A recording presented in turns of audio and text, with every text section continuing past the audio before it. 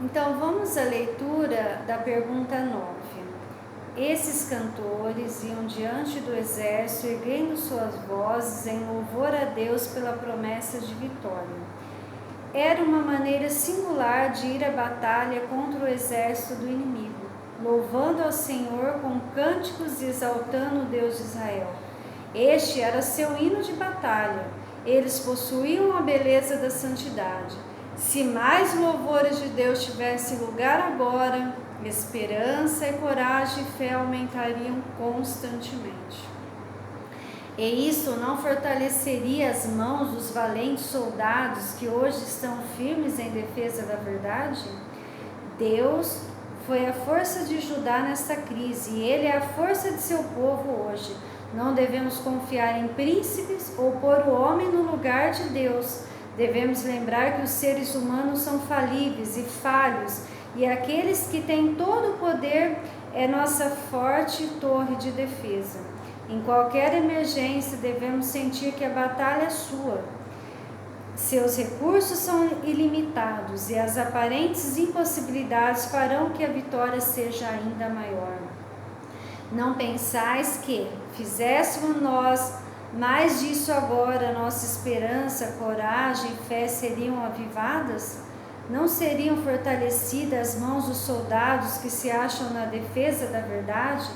Houvesse muito mais o louvor ao Senhor e muito menos lastimosas palavras de desânimos, e seriam ganhas muito mais vitórias. Então, qual que foi a arma deles naquela batalha? E que fizeram? Esperar a vitória para louvarem a Deus por ela, ou louvaram a Deus crendo na promessa?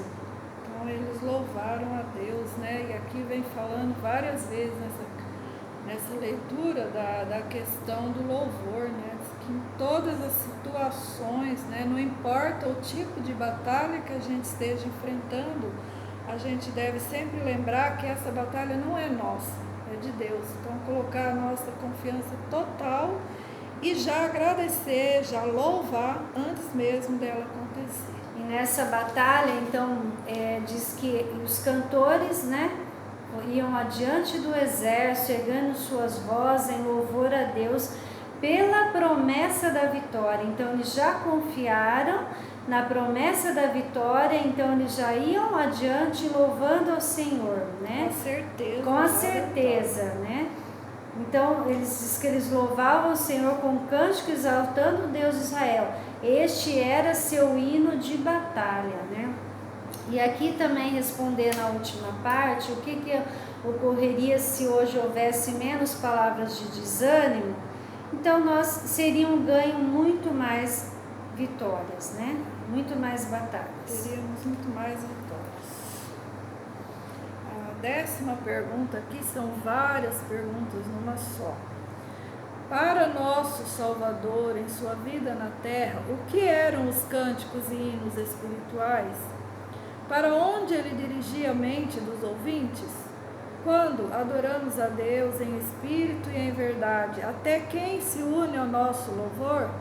O que devemos fazer enquanto nos preparamos para nosso futuro lar?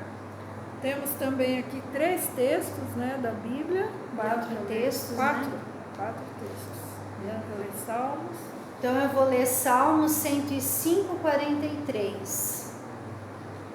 E conduziu com alegria o seu povo, e com jubiloso canto os seus escolhidos. E Isaías 35, 10 nos diz assim: E os resgatados do Senhor voltarão, e virão a Sião com júbilo, e alegria eterna haverá sobre as suas cabeças. Gozo e alegria alcançarão, e deles fugirá a tristeza e o gemido. Agora eu vou ler Isaías 66, 22 ao 23. Porque como os novos céus e a nova terra que hei de fazer estarão diante de mim, diz o Senhor, assim há de estar a vossa posteridade e o vosso nome. E será que de uma festa da lua nova a outra, de um sábado a outro, virá toda a carne a adorar perante mim, diz o Senhor. Olha que lindo aqui. Então essa promessa, né, já no novo céu, que de uma festa de lua nova a outra, de um sábado a outro, virá toda a carne adorar perante Deus. Agora é Colossenses 3,16. A palavra de Cristo habite em vós abundantemente, em toda a sabedoria, ensinando-vos e admoestando-vos uns aos outros, com salmos, hinos e cânticos espirituais, cantando ao Senhor com graça em vosso coração. Então todos os textos aqui estão falando de louvor, de cântico, de alegria, né, de regozijo, né? Então esse é o que nós devemos ter sempre em mente, né? E ao invés de estar reclamando, né, estar olhando as coisas tristes, né, devemos sempre nos lembrar. E aqui o texto inspirado, né, vai falar melhor, então, respondendo aqui as perguntas, né, como era que Jesus, então, agia, né, diante dos problemas, né, como que ele fazia para voltar ao povo, né, as coisas espirituais. Cristo tomou sobre si a natureza humana para que pudesse compreender todos os corações. Seu espírito nunca se encheu tanto dos cuidados deste mundo que não tivesse tempo para as coisas de cima. Ele podia dar evidências de sua alegria cantando salmos e hinos celestiais. Muitas vezes ouviam os moradores de Nazaré sua voz erguer-se em louvor e ações de graças a Deus. Com frequência entretinha em cânticos comunhão com o céu. E quando os companheiros se queixavam da fadiga do trabalho, eram animados pela doce melodia que lhe caía dos lábios. Dir-se-ia que seu louvor banisse os anjos maus e como incenso enchesse com doce fragrância o lugar em que se achava. Então, diz que a doce voz do Salvador, então, animava, né? Quando eles estavam, os companheiros de Jesus estavam se queixando de fadiga do trabalho, era a voz dos lábios dele que nos animava. Que privilégio, né? Na continuação da nota, ao serem entoados cânticos de louvor, ao se elevarem aos céus fervorosas orações, ao se repetirem as lições das maravilhosas obras de Deus, ao expressar-se a gratidão do coração em preces e hinos, os anjos dos céus apanham o tom e a eles se unem louvor e ações de graça. Então aqui nós tá respondendo aqui, né, a pergunta de quem se une então nesse louvor. Os anjos também, os que pegam o tom e unem-se em louvor e ações de graça. Essas práticas repelem o poder de Satanás. Olha que importante. Expulsam as murmurações e queixas, e Satanás, o que acontece? Perde terreno. Deus nos ensina que devemos reunir-nos em sua casa para cultivar os atributos do perfeito amor. Isso habilitará os habitantes da terra para as mansões que Cristo foi preparar para os que o amam. Então se congregarão no santuário de um sábado ou outro, de uma lua nova ou outra, para unir-se em majestosos cânticos e ações de graça e louvor àquele que se assenta sobre o trono e ao Cordeiro para todo o sempre.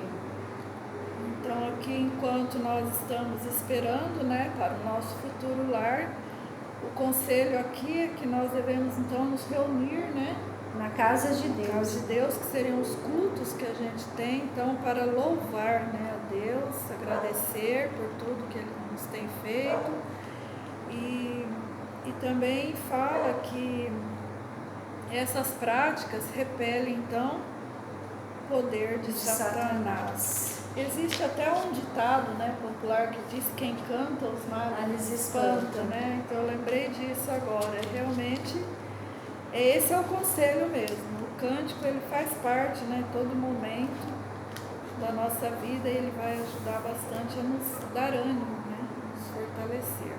Isso. A pergunta 11: quando homens demonstram incredulidade, que influência trazem sobre outros?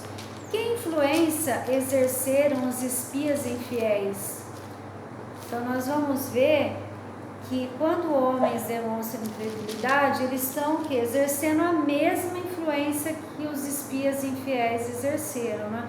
Então eles lançam sombra sobre as pessoas. Fala que a esperança e o ânimo dão lugar ao que é o desespero covarde, né? Vamos à leitura então na Bíblia em Números 13:31. Porém os homens que com eles subiram disseram: não poderemos subir contra aquele povo, porque é mais forte do que nós. E depois agora o 14, 2 ao 4.